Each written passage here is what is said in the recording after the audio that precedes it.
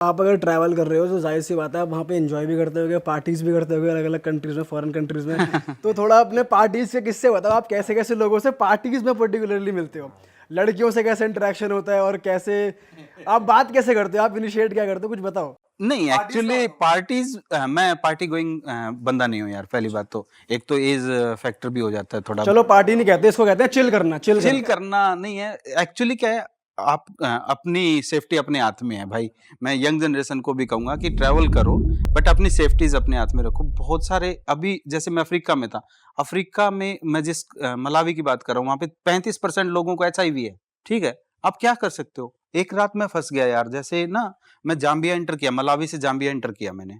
ठीक है, तो जाम्बिया इंटर करके मैं कंट्री की कैपिटल तक पहुंचना था, पर मेरे को कुछ मिला नहीं। वहां नदी थी, नदी के पास में पुल था, बट टेम्परेचर वाज 44। ठीक है, इट्स वेरी हॉट। वहां पे लाइट भी नहीं थी। वहां पे मैंने एक गेस्ट हाउस ले लिया 100 रुपए में।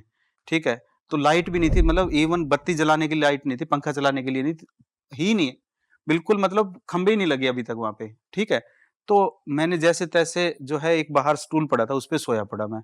रात को आगे 3-4 लड़कियां आ गई, 5 लड़कियां आ गई। पैसे दो, नहीं तो हम वो करेंगे, ये करेंगे, वो करेंगे। अब बंदा करे तो करे क्या। मैंने, भाई बहन मेरे पैसे जो हैं अंदर पड़े हैं। मैंने क्या किया भाई, अंदर आया, अपनी कुंडी लगाई, वो मेरे गेट को तोड़ रही है। रात को 1-2 बज रहे हैं और वो आसपास ट्रक वाले खड़े हैं और मतलब बहुत सारे सीन हो जाते हैं। जब आप ट्रैवल करते हो ना, तो हर चीज का एक सीन होता है। अभी अफ्रीका में था, लाइक वाइल्ड लाइफ में, मतलब जंगलों से, नेशनल पार्क से निकला हूं, तो बहुत खतरनाक खतरनाक से एक्सपीरियंस भी क्या हो कोई जाते बताओ जंगलों में। हैं। जंगलों में तो मतलब अभी रिसेंटली मैं बोत्सवाना में था। बोत्सवाना एक ऐसा एरिया है यार, जहाँ पे दुनिया के सबसे ज्यादा हाथी हैं। हाँ। अकेले बोत्सवाना या वो जो एरिया है ना, डेल्टा का, वहां पे 1,30,000 हाथी है। अच्छा। ठीक है, और वो हाथी है ना, हमारे वाले हाथी से 1.5-2 फुट बड़े सर के हाथी है। अच्छा।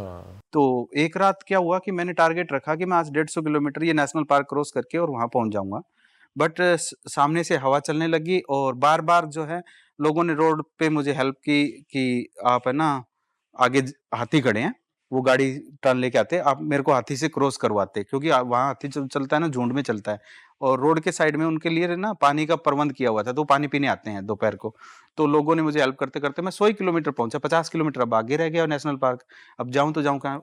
मेरे को रास्ते में जब मैं चला था, तो दिखा रहे थे कि 2 जो है कैंपिंग साइट है रास्ते में, पर वो कोविड के दौरान बंद होगी। अब मैं फंस गया।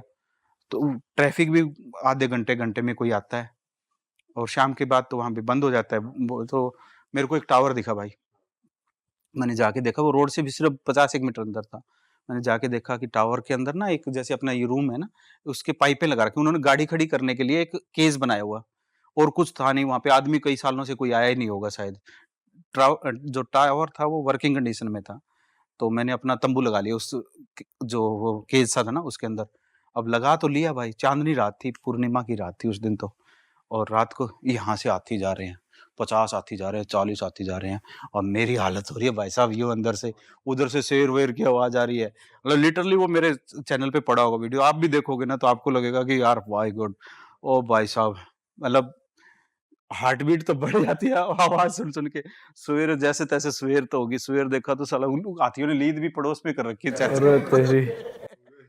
तो भाई साहब मतलब पूरी, अच्छा चांदनी रात ना होती तो आदमी देखता नहीं है भाई, दूर से जा रहा है कोई, आ रही होगी आवाज। वो साले पास से जा रहे हैं तो दिख भी रहे हैं। पूरा झुंड का झुंड। भाई वैसे बहुत मुश्किल है ऐसे टाइम पे सोना, तो बहुत ही मुश्किल। तो दिख रही है भाई, सो कौन रहा है, वो हार्ट बीट की यूं बढ़ जाती थी। कि बस कोई वो ना छेड़ दे मेरा टेंट। तो हो जाता है।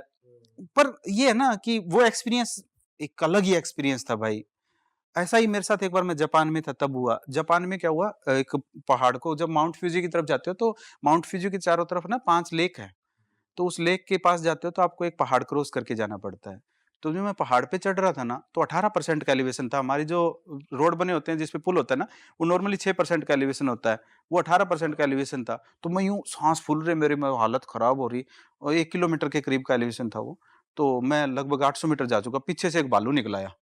और भाई साहब मेरे उस पे साइकिल पे वो ब्रेड सी बंधी हुई थी पीछे। मैंने वो ब्रेड फेंकी और यूं, और भागा मैं।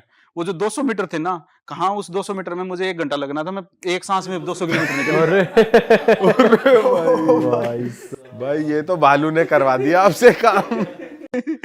भाई फिर क्या, मैं चला गया। मेरे को लेक दिख गई। लेक देखने के बाद में ना मैंने कैंपिंग कर ली भाई वहाँ पे। यहाँ पे पगडंडी है, इधर लेक है और मैंने यहाँ पे अपना तंबू लगा लिया। तंबू लगाया और जब मैं नेक्स्ट डे अंधेरा हो चुका था, 9 बज गए थे रात को, लेट हो गया उसी वजह से। तो सुबह जब उठा ना और मैंने यूँ जिप खोली ना भाई साहब अपने टेंट की, तो सामने माउंट फ्यूजी यूँ, उसका रिफ्लेक्शन लेक में और वो सफ़ेद वाली बतखें यूँ जा रही हैं। क्या मतलब आज तक है ना वो सीन मेरे दिमाग में यूँ घूमता है। नज़ारा बहुत नेचर तगड़ा है। नेचर की जो ब्यूटी है ना, वो मैंने उस दिन देखी थी। साइड में से 2 पेड़ हैं उसके, मतलब चेरी ब्लॉसम का टाइम था, मई का जो बेस्ट टाइम होता है ना, उसमें से फ्लावर्स गिर रहे हैं यूँ, मतलब इतनी ब्यूटी। मैंने 3 दिन तक कैंप लगा के मैं उसी जगह पे बैठा रहा, 7-11 से खाने का ले आता और वहाँ आके बैठ जाता। हाँ। तो कुदरत का नज़ारा भी बहुत कुछ देखने को मिलता है यार। जैसे आप साइकिल पर ट्रैवल करते हो तो साथ साथ आपने कोई दोस्त भी बनाया जो साथ में आपके ट्रैवल करते हो, आपकी इतनी बढ़िया दोस्ती आ रही हो गई हो कि हाँ चल। एक्चुअली क्या होता है भाई, ग्रुप्स तो बनते रहते हैं, बीच बीच में कोई 2 कंट्री के लिए आ गया, कोई 1 के लिए आ गया, तो वो चले जाते हैं। दोस्त अच्छे हैं और आज भी मतलब मैं ट्रैवलिंग के दौरान बहुत सारे रिलेशंस बने हैं, बहुत अच्छे फैमिली, मैं कहता हूँ माता जैसा प्यार मिला है, भाइयों जैसा वो मिला है, गाइड मिले हैं बहुत अच्छे लोग। तो वो रिलेशन मैं आज भी मेंटेन कर रहा हूँ और आज सबसे मेरी बात होती है। मेरे जो कॉन्टैक्ट लिस्ट में 10,000 से ऊपर नंबर है। अच्छा, अरे वाह सर।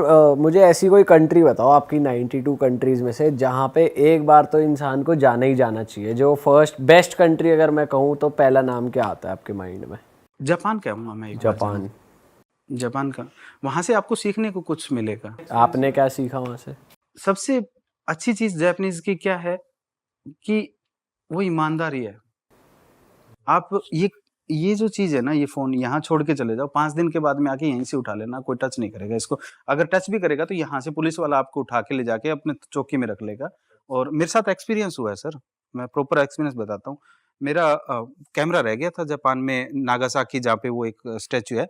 मेरा डीएसएलआर था, मैंने छोड़ के ना और मैं म्यूज़ियम देखने चला गया। 3 घंटे बाद याद आया कि यार फ़ोन तो वो कैमरा तो वहाँ रह गया। तो वहाँ एक बुज़ुर्ग थे, वो यूँ उठा रहे थे सिगरेट के, वो वॉलंटरी काम करते हैं।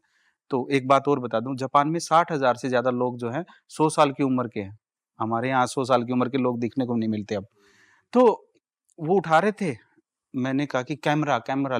जापानीज़ को इंग्लिश नहीं आती, लैंग्वेज बैरियर बहुत बड़ा रहता है। तो ओह! कैमरा, सोनी, हाँ। तो वो जो मतलब जैसे आप अपने ताजमहल पे फ़ोटोग्राफ़र नहीं होते, जो वही 50 के 10 50 के 10 वाले, तो वो फ़ोटोग्राफ़र को बुला के लाया। वो फ़ोटोग्राफ़र आया कि हाँ, आपका कैमरा था? हाँ, था। बोले पुलिस वालों को पहुँचा दिया हमने, यहाँ पे साथ में चौकी है 1 किलोमीटर। मैं यार मैं तो जानता नहीं हूँ। Okay, let's come with me. वो मेरे आगे-आगे गया, मैं गया, जाके देखा, मैंने कैमरा लिया तो उन्होंने ना अलमीरा में यूँ पैक कर रखा जैसे कोरियर भेजना हो मेरे घर पे। और वो पैक करा हुआ और मैंने उनको कहा, उन्होंने साइन करवाए, पासपोर्ट लिया और दे दिया। ठीक है? तो इतनी अरे ईमानदारी है। बढ़िया बात है वहाँ के लोग रियली कि भाई 5वीं क्लास तक यार वो बच्चों को वो नहीं करते, क्या कहते हैं, किताबें नहीं उठवाते, बस सिर्फ यही चीजें सिखाते हैं, खाना पीना, रहना, लाइफस्टाइल। और नेचर बड़ा प्यारा है उनका, मतलब कुदरत ने जो दिया ना। देखो भूकंप बहुत आते हैं, इसके बावजूद एक और स्टोरी है, स्टोरियाँ बहुत सुनाओ, निकलेंगी सुनाओ। यार। तो मैं ना लास्ट डे था, मेरे को वहां से साउथ कोरिया जाना था, तो मेरी फ्लाइट थी वहां से। तो मैं सुबह किसी भाई के घर पे बैठा, जैसे ये पानी का कप है ना, एकदम भूकंप आया, फड़ फड़ फड़ फड़ फड़, वो शीशे सासे सब गिर गए। मैं भागा बाहर की तरफ, मतलब मैं अकेला ही बाहर खड़ा था, कोई जापानीज बाहर निकला ही नहीं इतने बड़े भूकंप के बाद में।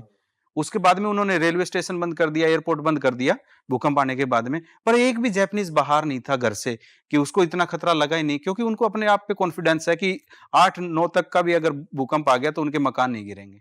अरे वाह, आपने ये वीडियो यहाँ तक देख ली भाई, तुमने हमारी मेहनत सफल कर दिया, तुम ही लोग हो असली रियल हिट। और अगर आपको बहुत मजा आ रहा है ऐसी क्लिप्स में, ऐसी वीडियोस में, तो फटाफट जाइए प्लेलिस्ट पे बिंज वॉच कीजिए और सारी वीडियोस देख डालो और मौज काटो। That is it. हम मिलेंगे नए पॉडकास्ट में, नए क्लिप में। Till then bye bye, see you, take care, do subscribe.